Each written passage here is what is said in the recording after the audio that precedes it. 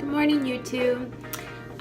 This is Cassie with DeputyTribe.com. I've been getting a lot of questions on how to start a sourdough starter. So I just wanted to share with you, it's super easy and it takes about a week, maybe a little longer depending on the temperature of your house.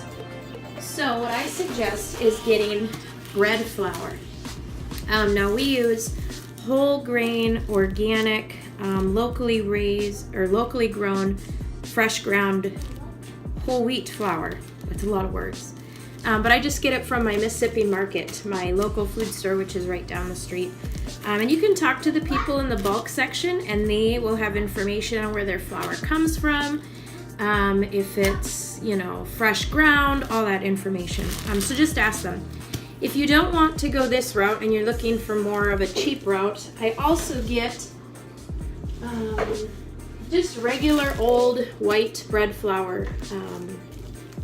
This is extremely cheap. I think it's like 69 cents a pound or something. And this is usually what I make when we're sharing our sourdough with people. But so here's how you start it. When I start a sourdough starter, which I have only started, I've started 2 in the course of our family life. I'll take a tablespoon of flour, 1 tablespoon. Actually, no, I usually take 1/4 a cup. I like it just a little bit bigger. I take 1/4 a cup of flour, 1/4 a cup of water, put it in a little glass or plastic container. Just stay away from metal. When things are fermenting, they tend to react to metal, I think, a little bit, in my experience. So 1/4 a cup, 1/4 a cup of water, mix it up, and you set it aside. 24 hours later, you take half of that starter, throw it in the garbage. Add 1/4 a cup of this, and you should have about 1/4 a cup of your potential starter still in your container.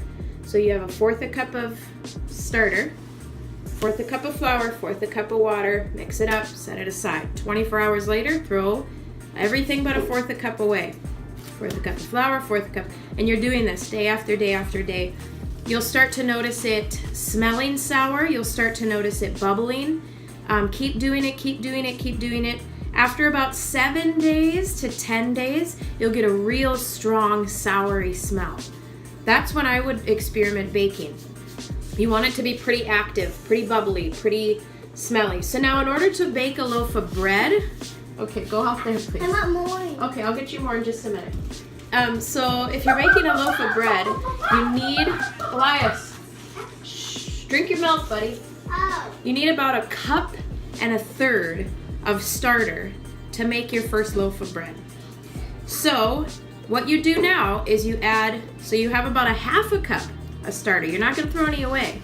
Now you take 1/2 cup of flour and 1/2 cup of water and mix it up. 24 hours later, you have 1/2 and 1/2, probably about 1.33 cups, right? So now what I would do is I'd get rid of a little bit, and I'd add 1 cup of flour and 1 cup of water. By the next day, you should have about 2.5 cups of starter. See how you're doubling it. So for every 1 part starter, you want to add 1 part flour, 1 part water. Lias, shh. And so then you're feeding it and it's growing, right? And the reason for this is the bacteria is eating the sugars and the gluten and stuff in the flour. So the more starter you have, the more they need to eat, right? So you're doubling it, doubling it, doubling it. Now, let's say you're on day 10, and let's say you have 2.5 cups of starter. Great. Now you can start your first loaf. If you want instructions on how to make a really simple, basic loaf, go ahead and bop over to my other sourdough video, and I walk you through my sourdough routine that I do every day with my starter. So that's how you start a sourdough starter. It sounds a lot more complicated than what it actually is. I mean, it takes you really 5 minutes a day. You dump half, you feed it, you put it back up there. You dump half the next night, you feed it, you put it back up there. And just give it time. You want a nice, strong, bubbly starter before you start baking with it. So I think that's pretty much everything. I store my sourdough starter. We're getting ready for Hanukkah, so I got decorations everywhere. But I store my starters right up on the fridge because it's warm.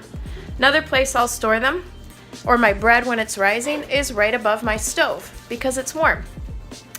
So that is how you start a sourdough starter. And go ahead and bop over to deputytribe.com for more information and to read some more posts and see some inspiring pictures of different things you can do with sourdough.